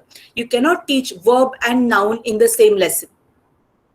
You can teach 2 types of adjectives in the same lesson. You can teach phrase and clause in the same lesson. You can teach 2 figures of speech in the same lesson. Are you understanding me? What you can teach, what 2 things you can teach in the same lesson? Yes, ma'am. Or you can teach only 1 thing throughout the lesson. It all depends on what topic is given to you. I will tell you what to do next. So here you will write definition and requirements of an adverb if you are teaching only an adverb. But if you are teaching a verb and an adverb, then requirements of a verb and an adverb, and the differences and similarities with between the verb and the adverb. Frame your sentence by yourself. Then the pupil develops understanding of definition and requirements of whatever. Here only the word that is changed is understanding. The pupil acquires the knowledge and understanding that he has received in new situations. So that is your application. Now, this page again, I'm not going to teach you. I've already taught you what has to be taught. Comparison and contrast is the words in the definition of a phrase and the words in the definition of a clause. The requirements will come as comparison and contrast. This we will see a little later. Now let's begin with how you are going to deal with the lesson. See here, the teacher directly writes the sentences on the board or the slide. How I had written those sentences, how you did your lessons. That means you directly put up the sentences on the slide and you start explaining them. I will be sharing a video and we will be giving you one very nice demonstration also how to do a grammar lesson. You are directly going to put up the sentences. You're going to explain the sentences. The next thing that you do is take the generalization of the sentences. I will send a recorded video also which will show you how to take the generalization. You cannot wait for the students to give you the generalization in a recording. So you will give the generalization. But in a live lesson, you will wait for the generalization from the students. Then comes the statement that you say, then comes the topic that you say, and after the topic is the definition, first by the students, then by the teacher, then the deductive examples. I am not going to explain all this again because it is exact inductive-deductive method that you are doing. Do you want me to explain it again? Say no. No, ma'am. No, ma'am. Yeah. No, ma'am. Now, after you finish this cycle of inductive-deductive approach, suppose you are teaching two topics. That means if you're teaching, say, a verb and an adverb, you're teaching two topics. So there will be one inductive-deductive cycle for verb first. After you finish that cycle, then there will be a second inductive-deductive cycle for a phrase. An adverb. So you will be doing it in two cycles. Suppose you are doing degrees of comparison. Okay, then those 2 degrees of comparison will be taught side by side in the same cycle, almost same cycle. That means you will put comparative degree on sentences on one side, the other degree sentences, positive degree on sentences on the other side, and you will show the comparison there itself. I will send you a lesson plan on that. Okay, for your understanding. If we were in a live class, this would have been very, very interesting. I would have made sure that it was very interesting for you all to understand. But since it is in this fashion, I have to work through recorded videos. I would have given you real demos of how to do it. But in this session, we have to go, you will have to adjust with me in this manner. Are you all feeling tired, girls? Can you grasp what I'm teaching you? Yes, ma'am. Yes, ma'am. Hopefully. Okay. So there are 2-3 ways of handling this, provided your students understand, and you have to go through the entire inductive-deductive approach. Now, after you finish teaching the topic, okay, if it was a single topic that you were teaching, that means if it was verbs that you were teaching for 5th standard or 6th standard, then the lesson stops there and you do recap, application, and assignment. Okay, but if there were 2 topics that you were teaching, say 2 degrees of comparison that you were teaching, then after you finish the inductive-deductive approach, you will do comparison and contrast. Now, how will you do comparison and contrast? You will put up on your slide these 2 things. See, do you see this? You will put up on the slide the key features or the keywords or the requirements of one degree of comparison and the other degree of comparison, and you will show what are the similarities or what are the differences between the 2. This is comparison and contrast. And after you do this comparison, contrast, recap, application, and assignment. So the difference between doing one topic is you don't have comparison and contrast. That is a stage 3 which is noted here. And the difference with the other one is where you are doing 2 or 3 topics. Suppose you are doing all 3 degrees of comparison, then you have comparison and contrast table for the 3 degrees of comparison. You may do it in a table, you may do it in statements, or you may do it the way you want, but there should be comparison and contrast done. Did you understand this, girls? Yes, ma'am. Yes. Not very heavy, Yes, no? ma'am. I'm always there to support you, and you can ask each other also. Girls, this group is going to help each other in English lesson plans because some students may find it a little difficult.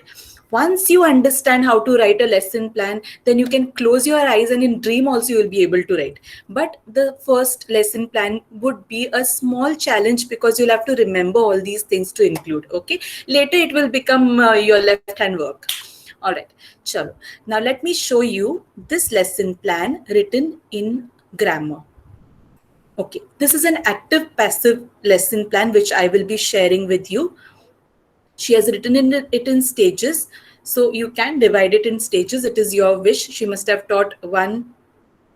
She's teaching definition. See, directly she has given sentences first. She's explaining sentences and then she's moving ahead. I want you all to read this. In first stage, she has taught active voice. In second stage, she has taught passive voice. Okay. And along with that, she has taught tenses also. Then value is given, recap, application. Now, let me talk a little bit about core element. I think this girl has not written the core element, but you are going to write the core element for everything. How will you bring in core element in a grammar lesson? It's a very abstract thing. So what you can do is you can frame sentences in such a way that some core element comes in. If you frame sentences something related to nature, then you can give a value on preservation of protection of environment. If you frame sentences on equality, some sentences depicting equality. Raju and Sita both went to school, and you're asking them to point out the conjunction in it. So and is the conjunction. See, you framed a sentence, Raju and Sita both went to school. If you frame sentence similar manner, then one value you can give through this. Which value? Gender Which equality. value? Gender equality. See how easy it was to bring in equality of sexes in this topic. Or egalitarianism in this topic. So like that, when you frame sentences which relate to a core component, then it could give you a value. Not all sentences may be said in the same manner, but if 1, 2 or 3 sentences you can frame in a similar manner, then after explaining that much part, you can just say a statement saying that, see students, like in this statement, both of them were going to school, so we should give in our family importance to both boys and girls, give them equal responsibilities, equal work and equal privileges. Done. Your value is you have your value there and you have your core element also coming in. Isn't that easy? Yes, teacher. Yes, ma'am. Yeah. Okay. Yes, So teacher. that's how. Yeah. So that's how you bring in value and core element in a grammar lesson. Okay. So now let's move ahead. Do you have any questions? See, she has given nice. I don't know whether these are active yet, but you can check the links once you get the lesson plans. Okay. They have framed, created certain. Yes. I'm sorry to Yes. interrupt. Ma'am, can you example for comparison and contrast? I have a small doubt relating to it. Comparison and contrast, like any simple example relating to. Acha, let me show you the same lesson plan, Baba. Okay, let me tell you.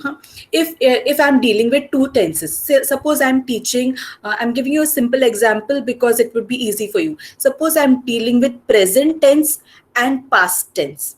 Okay, two tenses I'm teaching. So I have taught the two tenses using inductive deductive approach, and now after finishing teaching those two tenses, I have to teach them comparison or contrast between similarities and contrast between the two tenses. So first let me tell you the similarities. Both these tenses, the verbs in these tenses talk about time. This is similarity. The difference will be one tense talks about the current things happening, or the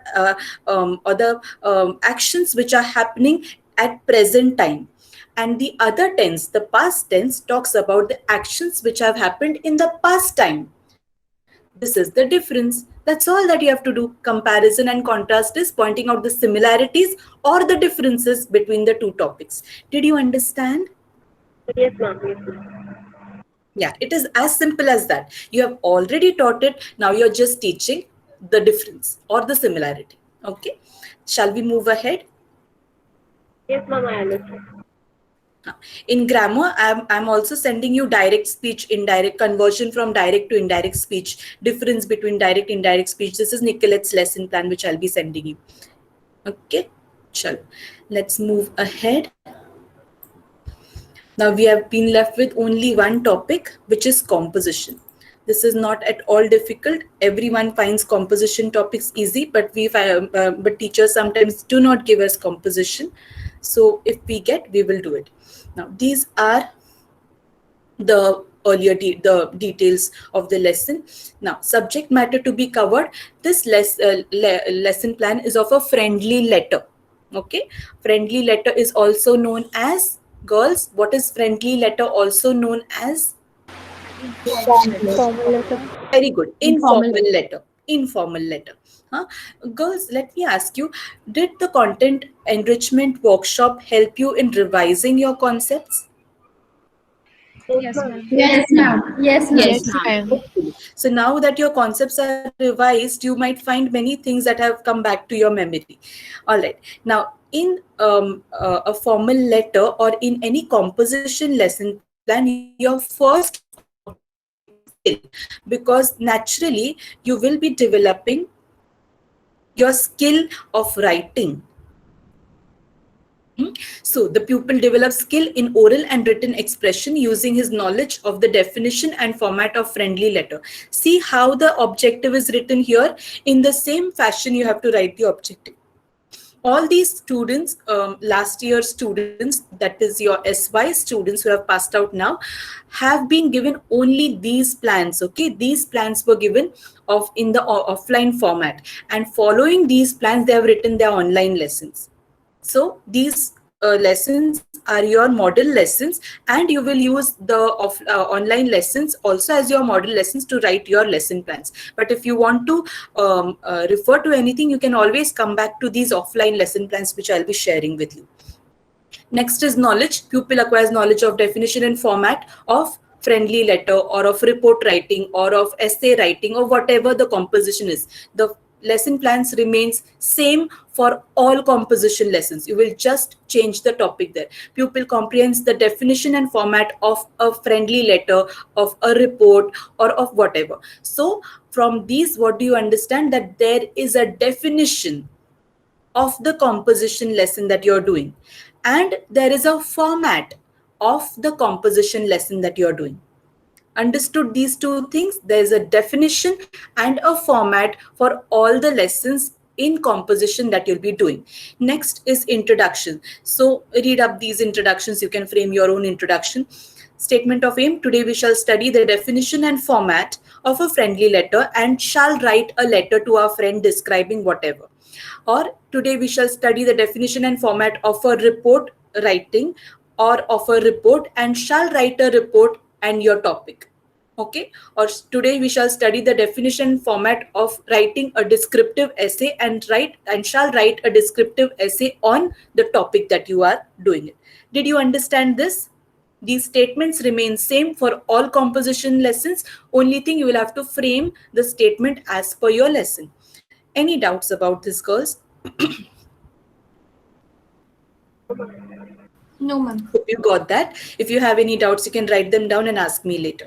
Now, again, this is the page which you will not be writing, but I need to explain this to you because this is how you'll be doing the lesson. Right hand side, ignore completely. The left hand side. So this is the definition of the friendly letter. Next is format of the letter. I want to explain this format to you because you're clear about it. You should be clear about it. First comes the date. Ask the teacher which side orientation you want the letter to be. Nowadays, many people want everything, many teachers want everything left oriented. So these things of the address and the leave taking will come on the left hand side. Okay, if the teacher says she wants you to teach in the traditional manner of right hand side address, then the letter and right hand side leave taking, do it in that format. But first, when you get letter writing lesson, either a formal letter or an informal letter, make sure you ask which side orientation the teacher wants for the address and leave taking, right hand side or everything on the left hand side. Will you remember that? Please write it down. it down on your paper. So now this is the format wherein you have the address. Remember that you must have the pin code under the address. Very, very important. The pin code should be mentioned under the address, and after the pin code will come a full stop. Full stop. Go and see in your composition composition books or on the internet how to write the address. Where should the commas be there? Where should be a full stop? And then there should be a date. Then salutation. This here is known as salutation. You should know the terms of the letter. In a format of the letter, you will have a slide which will show the format of the letter. In bracket on the slide, these things should appear as animations. On the right hand side, address. Then the word address should come as animation. Okay, first the word address will come, then an address written will come. Then pin code and date should be there. Then the word salutation should flash, and this, my dear Sunita, or my dear Pearl, or my dear Ruby, or whoever's name you can take. So my dear and the name, this is known as, what is this known as, girls? Salutation. Salutation. Then comes the body of the letter. These lines that you can see are the body of the letter. You will explain the students what you will write in the body. First comes the introduction of the body, wherein you say hello or whatever in a friendly letter. Or in a formal letter, you will say, I am so and so. You introduce yourself. That is the introduction. Then comes the body. In the body, you will tell what exactly you have written this letter for. Okay, you will write what the letter is about. In a formal letter, it would be a formal language. In an informal letter, it would be a friendly language. So in the body, you will write that. And at the end, the last paragraph, you will be almost taking leave, saying thank you for your or say waiting for your reply, whatever. Last line would be that. And the final thing is your leave taking, your loving friend and whatever. So that final thing is your leave taking. Make sure that in every lesson you need to have a core element and value. Accordingly, select the topic of your lesson. If the teacher has given you the topic of the lesson, you try to frame a value or a core element on that, and a core element on that. Remember the topic, you must make sure that to ask the teacher whether you can select yours and then get it verified with the teacher, or whether the teacher is giving you the topic and then work on that topic. Are you writing these small things down, girls? Yes, ma'am. Yeah, please do write these small things down. Okay, now let's see how you're going to give the letter. I'm sorry for the blurriness of this page, but I think you all can read. So in this, you will do the introduction, statement of aim, and write the topic on the board right at the beginning. In grammar lessons, the topic comes later. In online format, you can make a little change here and there, but try to follow. Okay, Babu, आपण पण dress नंतर घालू, not now. Can you go out, please? Okay, take a dress. I'm sorry for that. Please take it outside. Take it outside and go. Good girl.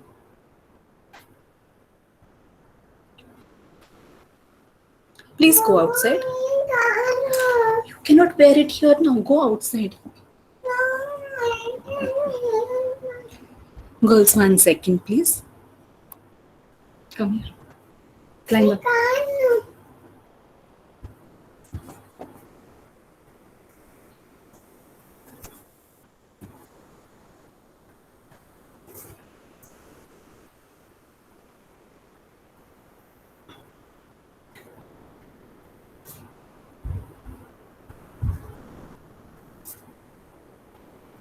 Now, will you please go out?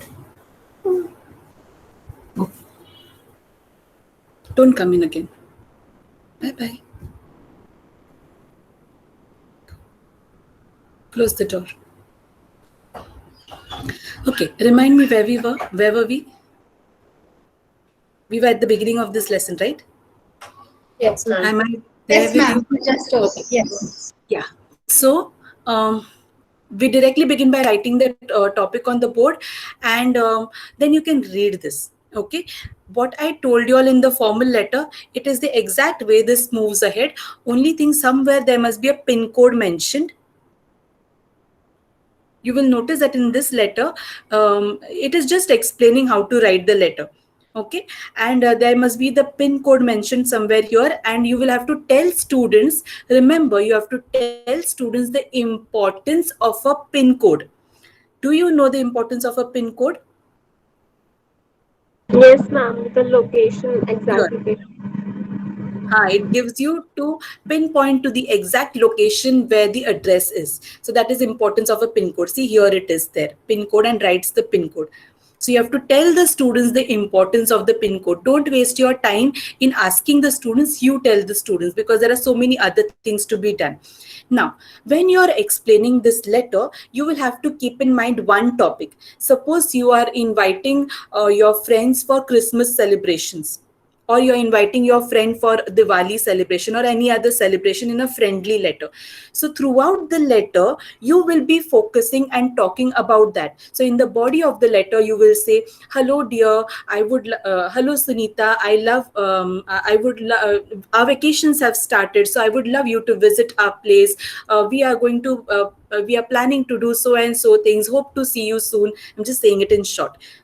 So this letter dealt with Diwali vacation, and at the end you will leave, take and finish the letter. So you have explained students a Diwali in a letter inviting your friend for Diwali vacation in a friendly letter. Now, accordingly, you will help students to construct the body of the letter also. What you will say in the introduction, what you will write in the body of the letter, how will you end the letter, and then how will you take leave. The same letter will be continued.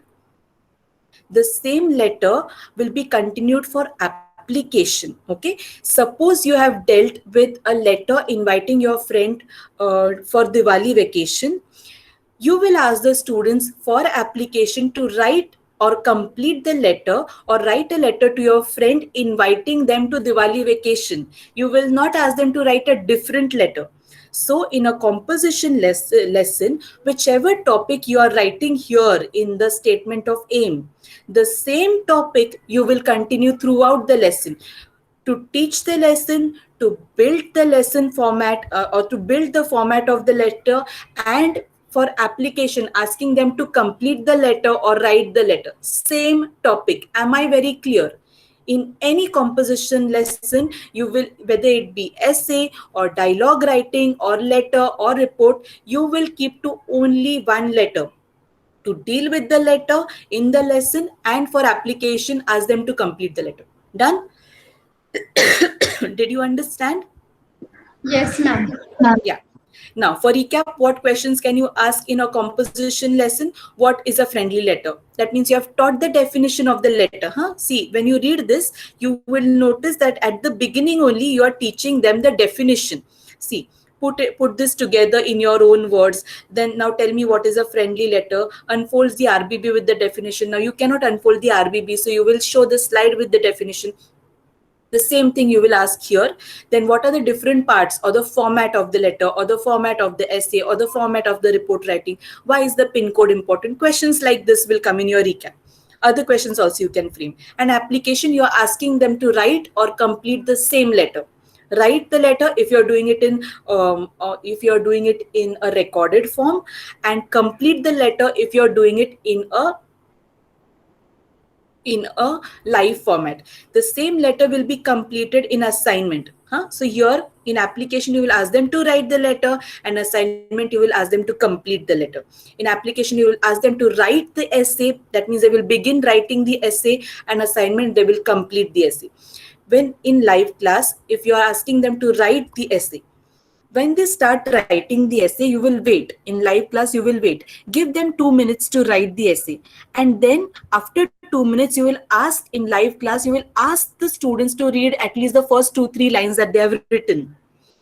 I'm talking to the girls who are going to give live lessons. You will ask them to read the first 2-3 lines that they have written. Comment on those 2-3 lines, and then comment on those 2-3 lines, and then you will ask them to complete the letter for their assignment. Did you understand for live class what you will do? Did you Yes, ma'am. understand, girls, for live Yes, class ma'am. what you will do? Yes, If you still ma'am. have doubts, you can ask any of your guidance teachers. They will guide you the same, or you can come back to me. Okay? If you Ma'am, have doubts. Yes. ma'am, I have a small confusion between application and assignment. You're saying Yes. in application we have to ask them to write the letter, and in assignment they have to complete the letter. Is that right? Yes. Yes, because in application you will be doing it in the class. Huh? You'll be doing, now she wants a different dress. Okay. A fashion show is going on in my house. In application, see, you have taught the letter. While you were teaching, they were paying attention to you. Now the same letter they will start writing. When they start writing, they will not be able to complete the letter. Okay, they will write only first paragraph or first 2-3 lines. So you will ask them to read those lines. In recorded lesson, you will just encourage them, come on, you should start writing now, etc. And then you can say, now complete this letter at the end. In live lessons, you are asking them to write, they are actually writing, and you are paying attention, you are commenting, etc. Give them a little time to write, and after say 1 or 2 minutes, you will ask some students to give the first 2-3 lines that they have written. After they give you first 2-3 lines, congratulate them, say excellent, say very good. Remember, your feedback plays a great role in your lessons. Learn some nice words like fantastic, excellent, intelligent answer, very good, keep going on, nice work, great work. All these things, when you say during a lesson, the students feel very great. After the application time is over, say 2 minutes are over, then you will ask them, now complete this letter at home. This is your assignment. Okay? Yes, ma'am. Thank you. All right. Now, when I say learn new words to give feedback, you should understand when to use those words to give feedback. No, suppose you ask, okay, roll number 1, and the roll number 1 says, yes, teacher. What is your name? She says, my name is Ria Coutinho. You say, excellent. I love that name. Oh my God, please don't do that. Okay. All right. You should know what feedback to give for what. You can say, nice. Now give me answer to this. Huh? Did you get that? Yes, ma'am. Yes, ma'am. Yes, ma'am. Because I have seen students doing that, because we tell them that you should you should give good feedback. Then she went on saying excellent to all the names in the class. Okay. Now this is another lesson of Humera. One lesson in offline lessons I'm giving you of the format of letter writing, and this new lesson, online format lesson, I'm giving you of report writing.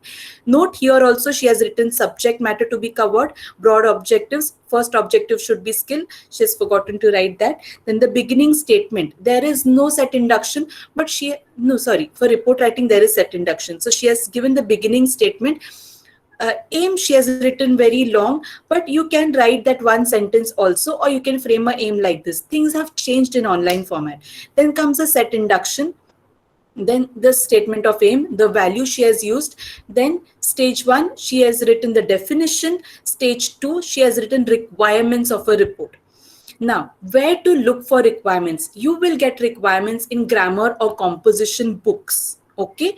For the grammar topics, you will not get requirements written separately. That you will have to pick up from the definition, the way I told you. But for report writing, for lesson, for format of a letter, etc., you will get the requirements there, or a format there in a letter.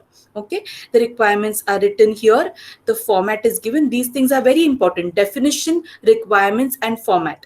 Okay, see here she has mentioned headline is necessary, place date, this is the date line, by who is there, this is the by line, then the body of the letter, and then how of the report, and then how she has dealt with the report, then the recap, application, and the chalkboard summary she has written.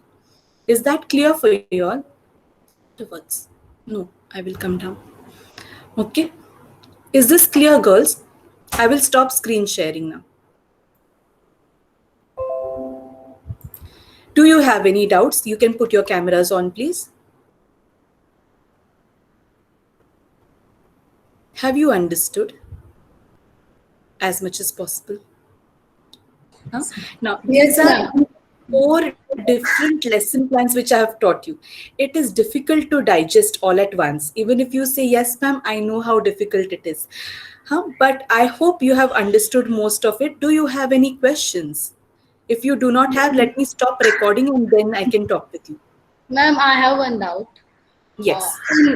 In prose lesson, as you have told, suppose the lesson is very big, and we have asked to give on some 2-3 paragraphs like that, but children may not get the clear idea of the lesson. So how we are going to give the See, lesson? immaterial, sister, immaterial of children getting a clear idea or not. Even in your school, the teacher would not teach you the entire lesson in one period. It is just not possible. They will have to wait for the remaining lesson to get over. In those 30 minutes, you can teach only that much unit. But try to see that some completion of idea is there. If you cannot complete the idea, still you cannot move on to complete the lesson if it is of 4 pages. Okay, you just cannot do it. In our schools, our teachers did not teach a lesson in one period. So how can we teach the students in one period? Even if the teacher forces you to finish the lesson in one period, you will ask the teacher to give you 2 periods if she wants you to do the lesson. Okay, you can take 2 periods and complete the entire lesson. Then how will you put it in your index sheet, or how will you write the lesson? Suppose it is, give me one lesson, the name of one lesson, girls, in English prose. Who's the Nature greatest? created man and woman. Only one lesson will do. Who's the Kanishka, you will. greatest? Ruchita? Who is the greatest? Okay, who is the greatest is a lesson in English. Okay, suppose that lesson is of 8 pages, of 4 pages. Then how will you write it? Teacher told you to complete the entire lesson. Now you are going to complete the entire lesson, but you are going to do it in 2 parts. So you will write who is the greatest in bracket part 1. And who is the greatest in bracket part 2. So like that you are giving 2 lessons, separate lessons. You have to complete 5 lessons of which you are giving 2 lessons. Did you understand? Then remaining how many lessons you have to complete? More 3 other lessons you want to do. Okay, try to request the teachers to give you not all prose lessons. Ask them for prose lessons, poetry lesson, and probably a grammar or a composition lesson. Don't do too many grammar composition lessons now, because you still have to practice giving lessons. So the easiest thing to do is prose and poetry, and see if they can give you one either composition or a grammar lesson. Okay, not that they are difficult, but this is initial stage for you. All right, any other question? Ma'am, in Thank you, prose, you ma'am. said previous knowledge, we shouldn't write general. But then in recorded class, how should we go about? See, previous knowledge, you don't really have to teach students anything about it. Okay, but there are certain lessons, certain scientific oriented lessons even in English. So you can say that pupils know about protection of environment or something like that. Okay, think about what the lesson is. If you just can't find anything, then write the word general to be generally safe. Yeah, What also else? not adding to Kanishka's point, as it's not always you have to put general, but if we are giving those students first time the lesson, we actually don't know what they know before. So then we cannot assume also they know something. No, you know what they know before it, because you're a teacher now. You have all the textbooks in your hand, so you have to know what they know before. Okay, for example, I'm not getting the names of the lessons right now, because there's a little commotion going outside also. So there are lessons based on poems. For example, there is one lesson, the camel's hump. Have you seen that lesson? There's a poem also based on it. So first there's a poem and then there's a lesson, or I think first there's a lesson and then the poem comes in the same standard. So there you can mention that the pupils have an idea of the poem, the camel's hump, when you're doing the lesson. Even if you have not taught the poem earlier, because it has come earlier in the syllabus, you will write that. Okay. There are many such lessons which have their parodies in the beginning. So you can write the pupil has information about this, or general. Okay, general information of scientific knowledge, or of environment, or of nature, if the lesson belongs to it. Okay. So basically, we have to understand that they have had previous knowledge and put it. Yes. Now, one thing that you have to do is at least look at the names of the topics of lessons from from 5th standard to 9th standard. You have the textbooks, no, online format. Just look at the names of the lessons so that it is not a surprise when the teacher tells you, okay, take this lesson. You should not look at her with a big question mark on your face. You should at least know what lessons are there. Before you go to before you approach the teacher, say if you're approaching a 7th standard teacher, go through the lessons which are there, so that when she says, you immediately have the textbook or the mobile in front of you, wherein you can access and ask her for a unit right there. Don't take a lesson, then go through the lesson, then call her again. Teachers are not free, let me tell you, and they might not entertain you too many times. So make sure that you have things ready with you and immediately ask her questions when you approach for lesson. Her or him questions, that how much to take. I won't be able to finish the entire lesson, so can I take this much? Can I take half of it? Or can I send you a message how much I am going to take? Make sure you have their phone numbers, or at least the phone number of the coordinator whom you can contact with. Do not try to get in touch with the teacher 3-4 times for one lesson. They might get irritated with you. Be very, very sweet when you approach the teachers, even if they are not sweet with you. They have too many things to handle, no, at home also. You just saw my fashion show coming in, no, 3 times I changed her dress while our lesson was going on. So there might be many things bothering the teachers and many responsibilities they are facing. So be very crisp, know what you want to ask, approach them at a time and ask as many things that you want in that much time. Don't ask too many things also that they may feel that you're too novice to handle their students. Be confident when you talk with the teacher. Even if you are not confident, that confidence we will build during your career, okay, at St. Teresa's. But try to be smart when you approach the teacher. Ask smart questions. Be prepared. If you feel you're not smart, ask your friends what to ask. Get yourself prepared in the first 2 lessons and you'll be very good. Do not worry. Arlene, Slavi, Sarvat and Noriska, are you all cooking? No, ma'am. Can you put your screens on? I think only Sarvat might cook. Might be in the kitchen cooking. There, she's doing something. No, But ma'am. others can. Okay. I'm Yeah, having sure. pen and pen and book in my hand. Okay, good girl. All right. So are we done? Let me stop recording.